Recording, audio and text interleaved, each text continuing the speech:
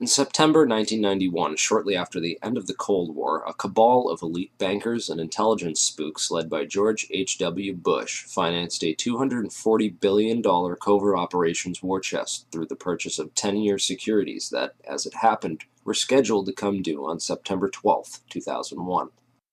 Project Hammer was undoubtedly used for a wide variety of illicit intelligence operations, but mainly it was used to finance a covert economic operation against the collapsing Soviet Union, whereby unknown Western investors bought up much of the Soviet industry with a focus on oil and gas, crashing the Russian economy, looting its central bank, orchestrating what became known as the Great Rubel Scam, and a wide variety of other clandestine, state-assisted operations designed to thoroughly prevent Russia from ever contesting the U.S. as a world superpower, while in the process lining the pockets of these economic hitmen who swooped in to devour the collapsing Russian economy after the fall of the Soviet Union.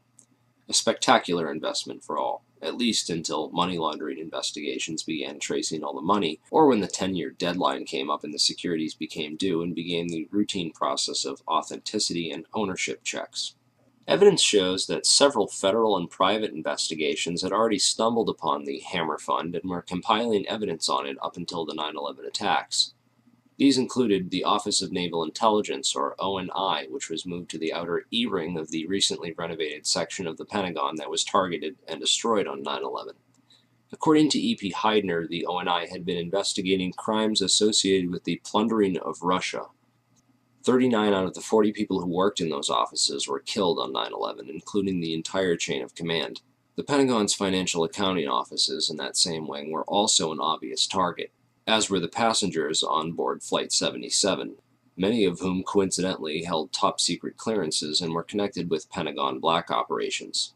Agents of the Office of Naval Intelligence had also been investigating financial transactions which were linked to securities being managed by those securities dealers in the World Trade Center that were also targeted. 31% of the 125 fatalities in the Pentagon were from the Naval Command Center that housed the Office of Naval Intelligence. 41% of the fatalities in the Twin Towers came from two companies that managed U.S. government securities, Cantor Fitzgerald and Eurobrokers. There were three major security brokers in the World Trade Center: Cantor Fitzgerald, Eurobrokers, and Garbin Intercapital.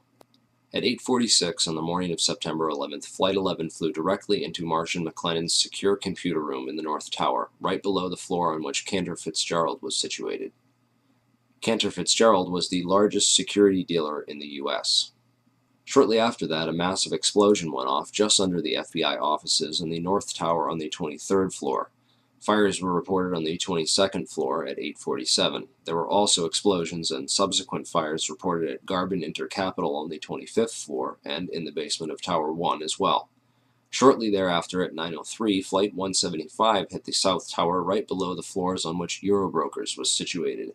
In all three cases, the explosive, fiery destruction consumed the offices and the several floors above, destroying files and trapping victims inside. In the midst of all this, Building 6 was destroyed by an explosion that took place before either tower fell. This secondary explosion took out a portion of the building which just happened to include the El Dorado Task Force's offices. The El Dorado Task Force was an interagency money laundering watchdog group responsible for coordinating all major money laundering investigations in the U.S. In the immediate aftermath of September 11th, these groups would be redirected to investigate terrorist financing. Building 6 was located directly between the North Tower and World Trade Center Building 7. While large portions of World Trade Center 6 were gutted by explosions and later by falling debris from the North Tower, the building itself did not suffer a global symmetric collapse at near freefall acceleration as did Buildings 1, 2, and 7. FEMA photographer and 9/11 whistleblower Kurt Sonnenfeld took some interesting pictures of the U.S. Customs vault in the basement of World Trade Center 6, which was found completely empty and left with the door wide open. All of its contents appear to have been looted during the attacks. There is also evidence that gold was being looted from the vaults beneath World Trade Center 4. There were several early reports of a 10-wheel truck packed with stolen bullion caught fleeing World Trade Center 5 when the vehicle had become stuck on a collapsed ceiling brace, forcing the driver to flee the scene. Many researchers have stumbled across one or two of these anomalies from time to time: the empty vaults, the secondary explosions, the fireproofing upgrades on the exact floors coinciding with failure and impact in the towers, the suspicious power downs and evacuation drills, the World Trade Center tenants and security firms like AIG, Marsh & McLennan, and Kroll, and their close ties with the intelligence community, etc., etc. These anomalies are not unrelated, but nevertheless became lost inside the chaos of that September morn, the aftermath, and subsequent cover-ups. Okay, so what does all this mean? Overall, a critical mass of brokers from the major government security brokerages in the Twin Towers had to be eliminated to create chaos in the government securities market. A situation needed to be created wherein $240 billion of covert securities could be electronically cleared without anyone asking questions, which happened when the Federal Reserve declared an emergency and invoked its emergency powers that very afternoon. On September 14th, the Securities and Exchange Commission declared a national emergency and for the first time in U.S. history invoked its emergency powers under the Securities Exchange Act Section 12K and eased regulatory restrictions for clearing and settling security trades for the next 15 days. These changes would have allowed the estimated $240 billion in covert government securities to be cleared upon maturity without the standard regulatory controls around identification of ownership. The towers needed to be demolished to create a big enough mess that the illicit activities taking place behind the scenes that morning could be hidden in the confusion of that day. Okay, now let's talk a little bit about who did it and how. 9/11 whistleblower Richard Andrew Grove was a software salesperson for a company called Silverstream. Silverstream's technology was on the cutting edge of internet solutions, offering software to web-enable the critical business functions of Fortune 500 companies, basically integrating and making available on the web the disparate legacy applications and mainframes while simultaneously streamlining workflow and traditional paper processes, with an end result being a lower cost of operation and more efficient transactions. Silverstream had built internet transactional and trading platforms for Merrill Lynch, Deutsche Bank, Bankers Trust, Alex Brown, and Morgan Stanley, to name a few. Leading up to 9/11, Silverstream was designing specialized accounting software for a major client, Marsh & McLennan. Marsh is the world's largest insurance brokerage and was located right below Cantor Fitzgerald in the North Tower. Approximately 295 Marsh employees were murdered that morning, along with other innocent victims and employees who either knew too much or too little about their chosen work environment. But most importantly, Silverstream provided a specific type of connectivity that was used to link AIG and Marsh & McLennan, the first two commercial companies on the planet to employ this type of transaction. What then were Marsh and AIG doing, and why did they need to leverage technologies that no other commercial entity on the face of the earth needed to use to conduct business? The recovered hard drives from the World Trade Center, combined with Richard Grove's testimony, give us some intriguing clues. Grove discovered that Silverstream was overbilling Marsh to the tune of $7 million extra for fictitious and unneeded hardware. He also became aware of an exploitable flaw in the accounting software that had been sold to a variety of Marsh's clients and partners. When he brought this up to his superiors at Silverstream and others at Marsh, he was told to keep quiet and not to worry about it. But other friends of his at Marsh were also getting concerned and began documenting what was going on and raising concerns within the company. At last, they were finally granted a hearing with one of Marsh's high-ranking executives and were told to bring all their evidence to a hearing scheduled for 8:30 a.m. on September 11, 2001, on the 93rd floor. The high-ranking member of Marsh, who Grove did not name, would participate via teleconference from the safety of his home, while Marsh employees and potential whistleblowers, Gary Lasko, Catherine Lee, Ken Rice, Richard Breuhardt, and John Oltzhofer, would die in the meeting room in the North Tower with all their evidence when American Airlines Flight 11 would impact that very section of the building. Richard Grove fortunately got stuck in traffic that morning and didn't make it. Computer hard drives recovered from the World Trade Center show a spike in suspicious transfers that took place within the World Trade Center as the 9/11 attacks were unfolding. Richard Grove is convinced that these suspicious money transfers were performed electronically using Silverstream software, and that the overbilling of Marsh was hush money for the operations. It would certainly have helped clear up that $240 billion in securities and make it look like any of those companies might have done it. The recovered hard drives and financial transactions from 9/11 all show clear evidence that something was going on that morning. Marsh's CEO at the time was Jeffrey Greenberg, the son of Maurice Greenberg of AIG. Most insurance companies were hurting badly in late 2001 after $40 billion in insurance settlements had been paid out for the devastation caused by the 9/11 attacks. Yet one insurance company did not suffer quite the same losses as the other companies did. American International Group, or AIG as it turns out, is much more than an insurance company. With its long ties to the intelligence community, AIG was founded by OSS operative Cornelius V. Starr, 2 R's, the uncle of Clinton's friend Kenneth Starr. AIG currently operates a complex network of shell companies and other entities which operate internationally and have been used for clandestine intelligence gathering and other covert activities for decades. The company that ran security in the World Trade Center, Kroll Associates, was owned by AIG. The CEO of AIG on 9/11 was a guy named Morris Greenberg, who was actually nominated for the position of Director of Central Intelligence after he authored a report for the Council on Foreign Relations, of which he's a high-ranking member, where he advocated that FBI and Drug Enforcement Agency agents operating abroad should not be allowed to act independently of either the ambassador or the CIA, lest pursuit of evidence or individuals for prosecution cause major foreign policy problems or complicate ongoing intelligence and diplomatic activities. Of course, this type of policy is essentially a continuation of things like Executive Order 12333 and the CIA-assisted Contra cocaine trafficking that went on as an immediate result. These backdoor agreements open the floodgates for government drug money laundering and narco-trafficking. Former LAPD narcotics detective turned whistleblower Michael Ruppert has written a series of excellent articles documenting AIG's involvement in drug money laundering, undoubtedly revealing yet another motive for the invasion of Afghanistan, a country which currently produces over 90% of the world's heroin supply. Drugs are arguably the most profitable commodity on the entire international market, and drug money was undoubtedly a motive behind the invasion of Afghanistan and consequently the 9/11 attacks. While companies like AIG launder the drug money for big banks, the actual drug production and trafficking can be traced back to the same Iran-Contra affiliates like Richard Armitage and Frank Carlucci. Unfortunately, that rabbit hole is a bit too deep and off-topic to get into here. I will mention that DynCorp was heavily involved, as well as Stewart Air Force Base in upstate New York, where the two flights out of Boston crossed paths simultaneously and shut off their transponders before making their way to the Twin Towers. Many researchers believe that the MENA operation was moved to Stewart Air Force Base after Barry Seal got whacked. Richard Armitage was the Deputy Secretary of State on 9/11, and according to whistleblower Michael Springman, he was the man responsible for granting visas to 15 out of 19 of the 9/11 hijackers, allowing them to enter the U.S. and pursue flight training. Frank Carlucci is the chairman of the Carlyle Group and was in Washington, D.C. on 9/11, having just met with George H.W. Bush and the brother of Osama bin Laden on Carlyle Group business. Frank Carlucci was also the chairman of BDM International, a company that served as a front for State Department black operations.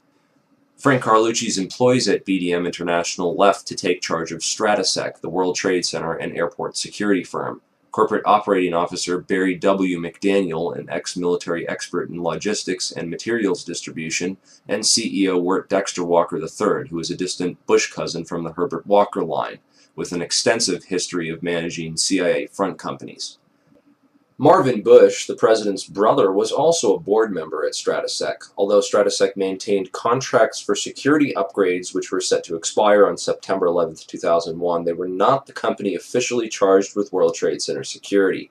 This role was assigned to a risk management firm called Kroll Associates. Kroll's chairman, Jerome Hauer, was a longtime personal friend of ex-FBI counterterrorism expert John O'Neill and was responsible for O'Neill's appointment as head of security for the World Trade Center just a few days prior to the 9/11 attacks. O'Neill was the world's leading expert on Osama bin Laden and al-Qaeda and was a potential 9/11 whistleblower with hard evidence of White House complicity in the protection and shielding of the 9/11 hijackers from all means of federal investigation. Al-Qaeda hijacking suspects were flagged by the Able Danger terrorist tracking program, which was also shut down by the White House. Able Danger whistleblower Anthony Schaefer claims the U.S. government destroyed over 6 terabytes of data related to Able Danger, which he also claims identified 9/11 ringleader Mohammed Atta as early as February of 2000.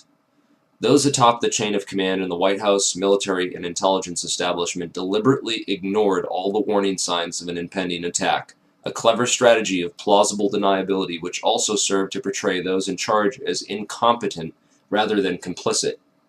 In every major head throughout the chain of command on 9/11, from NORAD to the military, we see a repeated theme of complicity through negligence or incompetence. After 9/11, failure and incompetence was rewarded, and whistleblowers were silenced. Combined with the fact that 6 corporations control 90% of the media, and CIA operations like Mockingbird admit to taking over and subverting our US media, we can understand how such a big lie could have been kept from the American public for so long. But if you stop and take the time to do your research, you'll find all the evidence is there, hidden beneath a mountain of disinfo and lies. It's been 10 years since 9/11 happened, and we are left with hundreds, if not thousands, of unanswered questions about the 9/11 attacks. A transparently fraudulent 9/11 Commission report, which purposely failed to even mention the collapse of World Trade Center 7, and a host of ridiculous, so-called debunking websites, forums, and other literature, which have done absolutely nothing over the past 10 years to debunk anything other than cleverly selected strawman arguments, and have failed to stem the constant flow of new 9/11 information, which researchers have been uncovering and bringing out to the public. Instead, they continue to label truth seekers, including family members of people who died on 9/11, as conspiracy theorists, and devise clever propaganda designed to prevent the general public from looking any further into the evidence or the actual claims of the so-called conspiracy theorists. In this video, we will take a deeper look into the so-called investigations, which have provided us with the official story, and why they deserve a more thorough examination. The Bush administration stalled government investigations into 9/11 for over 400 days. A week after 9/11, letters containing anthrax spores were mailed to several news media offices and 2 senators who were perhaps a bit too vocal about opening an official investigation into 9/11. The anthrax used in the attacks was identified as an Ames strain, which means it had to have come from the U.S. Army Medical Research Institute of Infectious Diseases at Fort Detrick, Maryland. A member of that institute, Jerome Hauer, managed the National Institute of Health response to the anthrax attacks. Coincidentally, Hauer also warned the White House to start taking Cipro, an antibiotic which is effective against anthrax, a week before the attacks. Jerome Hauer also happened to be a managing director at Kroll Associates, which ran security at the World Trade Center up until the weekend before 9/11, when that role was personally handed off by Hauer to FBI agent John O'Neill, who would later die in the attacks, drawing strong suspicion that he was set up due to his knowledge of Al-Qaeda and the 9/11 hijackers, whom he was blocked from investigating while he was working at the FBI. In January 2002, President Bush personally asked Senate Majority Leader Tom Daschle to limit the congressional investigation into the events of September 11th. The Bush administration only formed the 9/11 Commission after being prodded by the victims' families, who lobbied Congress for over a year to open the investigations. When the Bush administration finally did open a 9/11 investigation, it was described by some members as set up to fail. The President has said only a minority of the Commission can see a minority of the documents, and then they have to clear what they're going to say to the rest of the Commission with the White House. If you're one of those 4 that gets to see these documents, would that change your opinion? No. They don't want any more eyeballs to see their documents than they can possibly get away with. It's a scam. It's absolutely disgusting. They even attempted to appoint Henry Kissinger, a known cover-up mastermind, as head commissioner. He resigned after victims' family members asked him sensitive questions about his connections to the bin Laden family and the Carlyle Group. Philip Zelikow wrote the conclusions for the report before the investigation ever began, and even then any areas which did not support the official story were neither mentioned nor investigated by the 9/11 Commission. 6 out of 10 members of that commission have discussed on record how the government lied about the official story, and 70% of the questions posed by the victims' families were never answered or officially investigated. It's important to look at what happened to the evidence from 9/11. The day of 9/11, most of the FBI was in Monterey, California on an agency retreat. Let's go to our State Department correspondent, Andrea Mitchell. Andrea, what can you tell us? Well, this from the FBI. The State Department has been evacuated. There was a meeting going on in the Operations Center. Other top officials were in the Situation Room at the White House. Colin Powell is in Bogota, Colombia, on a 2-day trip. But this very interesting information, Katie, Matt, and Tom, from the FBI, they had been operating a massive exercise from their hostage rescue unit All of their top teams, about 50 personnel, helicopters, equipment, were in Monterey, California for the last 2 days, scheduled to fly back today commercially. So all of those people are out of place. It's fair to say, according to sources that we've talked to here at NBC, that the FBI rescue operations and other FBI operations are really in chaos right now because they can't reach their officials in New York. All of their phone lines are down, and now you've got all of their special experts on this stuck in Monterey, California, trying to get a military flight back because there are no longer commercial flights. So they are seriously out of pocket, and there is a real breakdown of the FBI anti-terror coordination team, which is, of course, the principal team that would lead any effort and was so effective under Jim Kallstrom in New York City during the World Trade Center bombing and the TWA explosion, which, of course, turned out not to be terror. Andrea, is the State Department... This was essential for keeping the more experienced and honest members of the agency as far away from the crime scene as possible, while other agency insiders could be assigned to the investigations before their counterparts returned. Federal authorities such as FEMA and the CIA took immediate control over the crime scene and began whisking away evidence that very same night. Turner Construction, one of the primary contractors at Ground Zero, occupied the 38th floor of the North Tower and was involved in performing the fireproofing upgrades inside the towers. It has been noted that these upgrades were completed in the 3 years before 9/11 on floors that match up almost identically to the floors of impact and failure on 9/11. Once the cleanup was fully coordinated, the operations were consolidated under the control of two primary contractors, AMEC Construction Management and Bovis Lend-Lease. These are the two companies that were originally assigned to the areas of Ground Zero that included the North Tower, AMEC, and the South Tower, Bovis. A truly surprising fact is that at the time of the attacks on 9/11, AMEC had just completed a $258 million refurbishment of Wedge 1 of the Pentagon, which is exactly where American Airlines Flight 77 impacted that building. Arguments over the size of the hole of the Pentagon and whether it was a plane or a missile are, in my opinion, a convenient distraction from the much bigger picture of why that section of the building was targeted and by whom. On September 10, 2001, Secretary of Defense Donald Rumsfeld announced that $2.3 trillion in unadjusted funds were missing from the Pentagon budget.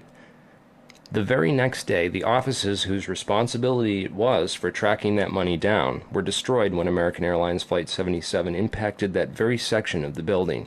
The only off-site backup for the Pentagon's black budget financial records was a secure federal office building in the World Trade Center complex. Strangely, it too was destroyed on 9/11.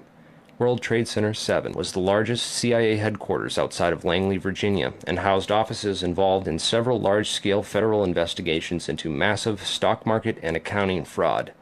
Not surprisingly, World Trade Center 7 was the first to be cleaned up and the evidence destroyed at Ground Zero. So if the Twin Towers and Building 7 were brought down in a controlled demolition, and the scientific evidence points to nanothermite, then who could have produced this and who could have put it in the buildings and how did they get it there? In the impact zone of the North Tower was a company called Marsh & McLennan, which at the time was the world's largest insurance brokerage company.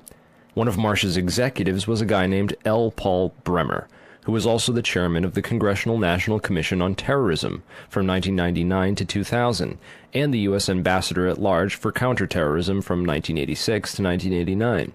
Instead of going to work on the day of 9/11 and dying inside the towers with hundreds of his employees, Bremer decided to go on MSNBC and tell the world that Osama bin Laden was behind the attacks and possibly Iraq and Iran, and then he demanded the most severe military response we can come up with. L. Paul Bremer was called away from Marsh in 2003 to become the Iraq occupation governor, a role he has been widely criticized for. So Bremer not only worked inside the buildings, but had offices directly in the impact zone of the South Tower where Flight 175 would hit. He missed work on 9/11 to give us the official story on national television, and went on to be the Iraq occupation governor. You really can't get more connected to 9/11 than that.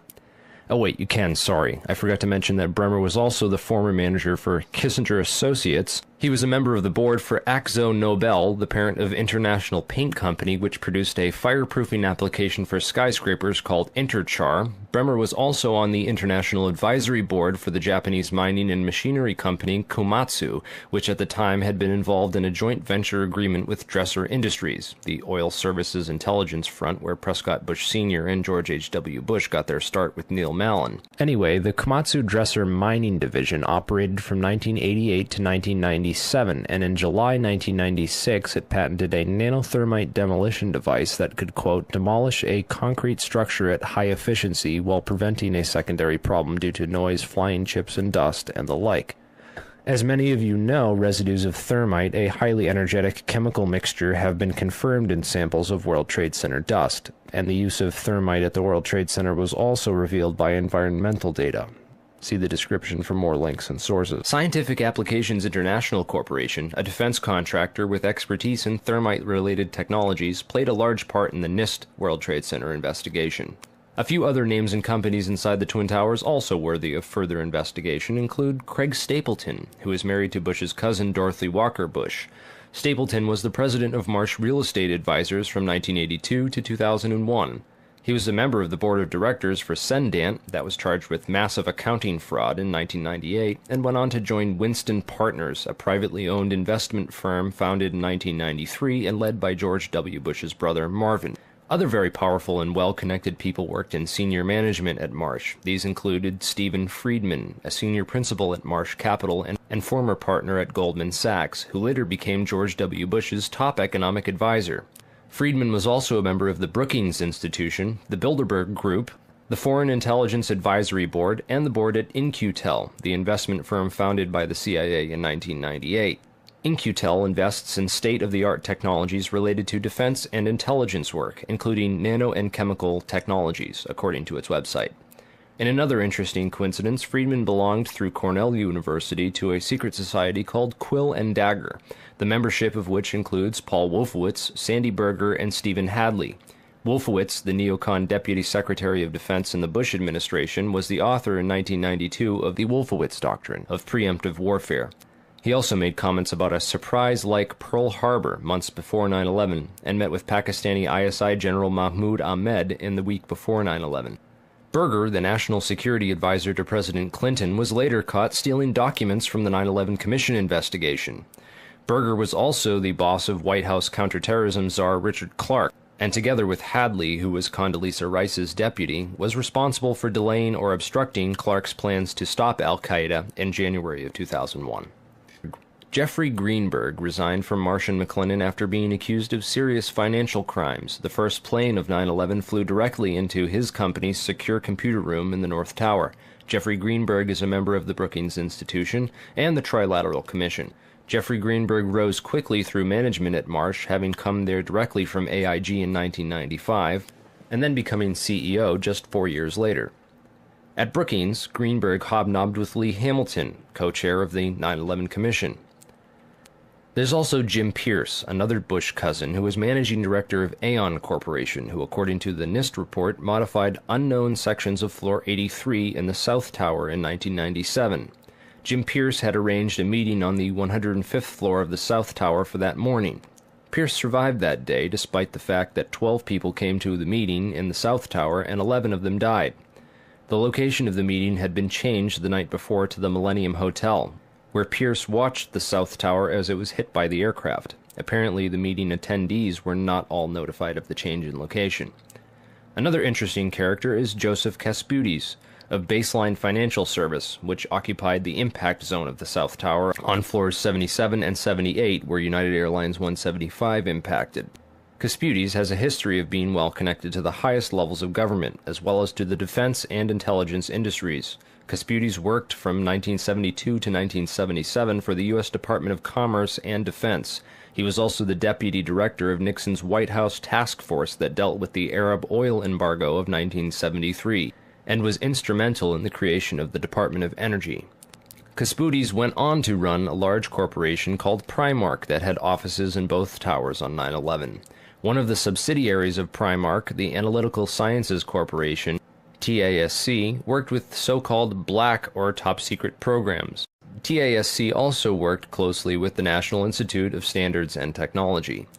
Caspudes was also a member of the Logistics Management Institute, LMI, whose members included Paul Kaminsky of In-Q-Tel and General Dynamics, Charles DiBona of Halliburton, Skull and Bones member Joseph Samuel Nye, and Michael Daniels of Scientific Applications International Corporation.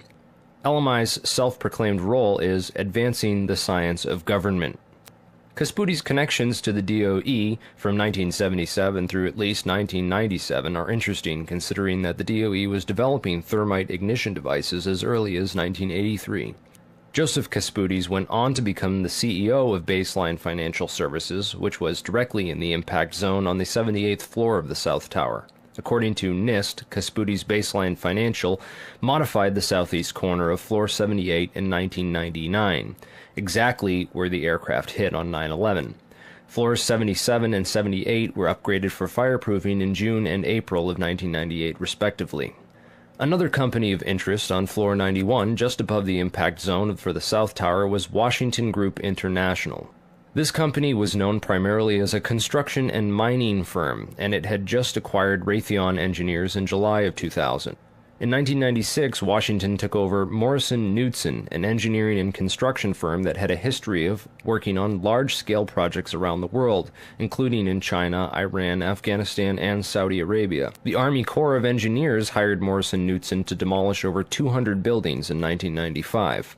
One of the DOE facilities for which Washington was responsible well before 9/11 was the Savannah River site near Aiken, South Carolina. In February of 1997, Lawrence Livermore National Labs and the Savannah River site signed an agreement of cooperation to share technology. Savannah went on to add developing sol gel technology for fuels and other applications to its portfolio. Sol gel technology is utilized by Lawrence Livermore National Laboratories for making nanothermites.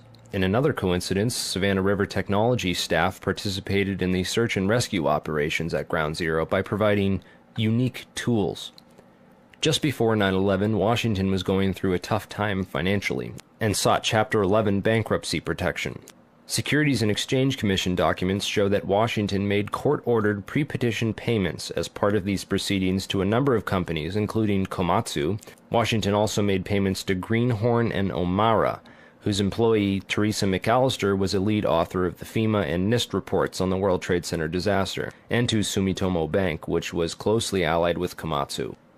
Building 7 was a 47-story federal office building in the World Trade Center site, which collapsed at 5:20 p.m. on the afternoon of 9/11. This building was home to the CIA, in fact the largest CIA headquarters outside of Langley, Virginia. It also housed offices for the Secret Service and the Securities and Exchange Commission.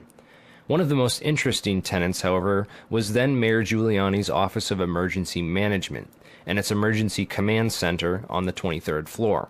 This floor received $15 million worth of renovations, including independent and secure air and water supplies, and bullet and bomb-resistant windows designed to withstand 200-mile-per-hour winds. Mayor Giuliani was a former U.S. prosecutor for the South District of New York from 1983 to 1989, who was in charge of investigating the terrorist financing Bank of Credit and Commerce International. After he left his job as a prosecutor to start a political career, he worked for a law firm called White & Case that actually represented BCCI. So he went from prosecuting the BCCI to working for a law firm which defended the BCCI. This was likely his foot in the door of this underground corporate criminal network. Giuliani would later help to destroy all the crime scene evidence from Ground Zero. Giuliani's sidekick on 9/11 was Police Commissioner Bernard Kerik, who appeared to be coaching some of Rudy's actions that day, keeping him away from the media and even answering questions for him about explosives in the buildings. In fact, Bernard Kerik gave us the first official government pronouncement that no explosives were involved in the destruction of the World Trade Center buildings.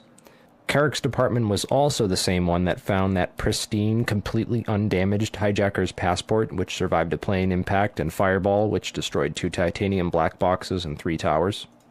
Yeah, Kerik would later receive a nomination from President Bush to become Director of Homeland Security, which he declined for personal and political reasons, and instead took a job training the Iraqi police force in Iraq alongside L. Paul Bremer. Both men are credited for turning Iraq into the unwinnable quagmire it is today. In February of 2010, Kerik was sentenced to 4 years in federal prison for conspiracy and fraud charges, unrelated to the crimes of 9/11, unfortunately, but it still goes to show you what kind of person he is. Definitely the kind of person you'd want inside the New York City police force during a staged event like 9/11. And lastly, we have the Pentagon. It's certainly peculiar, to say the least, that al-Qaeda terrorists hell-bent on destroying the USA would not crash their plane into the north wing of the Pentagon, where all the most important offices were, like Donald Rumsfeld, John Ashcroft, etc., and that they would instead choose to target the one section of the Pentagon that had most recently been refurbished to withstand missile impacts. It's also interesting to note that the company which completed the $258 million refurbishment to Wedge 1 of the Pentagon was also hired as a contractor to clean up Ground Zero in New York City. Wedge 1 also coincidentally housed the Pentagon's Budget Analyst Office, where DoD staffers were working on the mystery of the $2.3 trillion that was reported missing by Defense Secretary Donald Rumsfeld in a press conference the day before 9/11. The Pentagon's comptroller in charge of that money at the time was an interesting fellow named Dov Zakheim, a member of the Council on Foreign Relations, the International Institute for Strategic Studies, and a contributor to the neocon think tank Project for the New American Century. Zakheim helped write the PNAC document Rebuilding America's Defenses, in which he is credited for the line which states, "Further, the process of transformation, even if it brings revolutionary change, is likely to be a long one, absent some catastrophic and catalyzing event, like a new Pearl Harbor." Several members of the Bush administration, including President Bush himself, would later refer to 9/11 as a new Pearl Harbor. A respected and established voice in the intelligence community, his views were eagerly accepted. And Dov went from his position at Systems Planning Corporation to become the comptroller of the Pentagon in May of 2001. Perhaps not so coincidentally, it was an SPC subsidiary, Tridata Corporation, that oversaw the investigation after the terrorist attacks on the World Trade Center in 1993. SPC, according to their official website, specializes in many areas of defense technology production and manufacture, including a system developed by their radar physics group called the Flight Termination System, or FTS. This is a system used to destroy target drones, craft that would be fired on by test aircraft or weaponry, in the event of malfunctions or misses. This highly sophisticated wargame technology allows the control of several drones from a remote location on varying frequencies and has a range of several hundred miles. This technology can be used on many different types of aircraft, including large passenger jets. According to the SPC website, a recent customer at that time was Eglin Air Force Base, located in Florida. Eglin is very near another Air Force base in Florida, MacDill Air Force Base, where Dov Zakheim contracted to send at least 32 Boeing 767 aircraft as part of the Boeing Pentagon tanker lease agreement. As the events of September 11, 2001 occurred, little was mentioned about these strange coincidences and the proximity of Dov Zakheim and his group. Since there was little physical evidence remaining after the events, investigators were only left with photographic and anecdotal evidence. This is a photograph of the Flight Termination System module from their site. Note it has a cylindrical shape and is consistent with the size and shape of the object observed under the fuselage of Flight 175.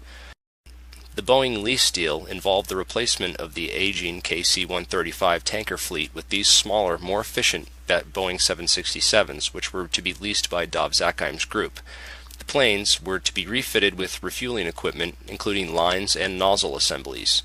In this enlargement of Flight 175, we can clearly see a cylindrical object under the fuselage and a structure that appears to be attached to the right underside of the rear fuselage section.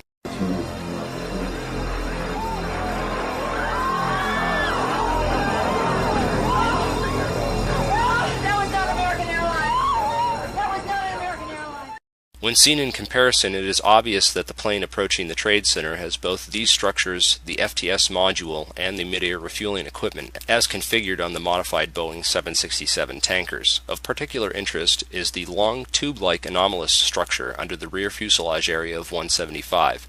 This structure runs along the right rear bottom of the plane.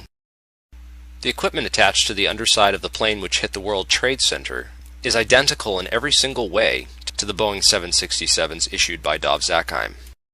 Whoa, whoa, whoa. Bring it back. The video you're watching now came from Loose Change First Edition.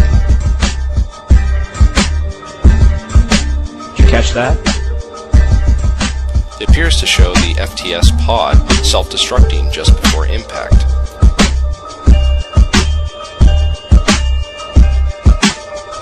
Also, notice that the flash is reflected in the fuselage of the plane. The flash is also present in footage taken by Evan Fairbanks, Jennifer Spell, CNN.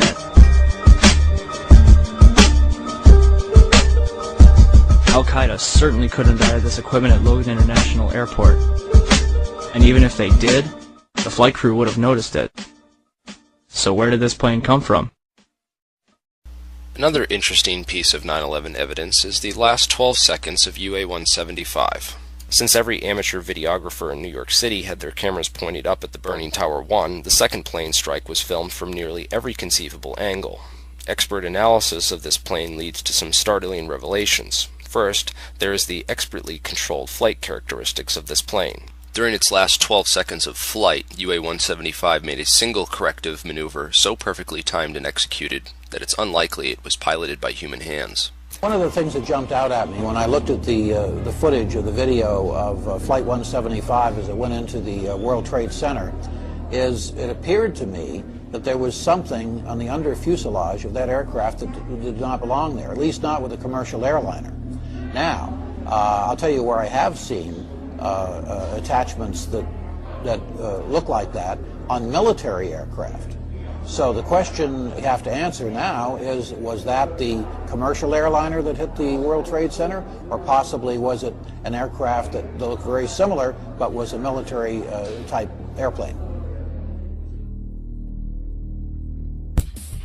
All the recorded sources, all the different photographic evidence that was produced by CNN and ABC, they all show this pod. It's there.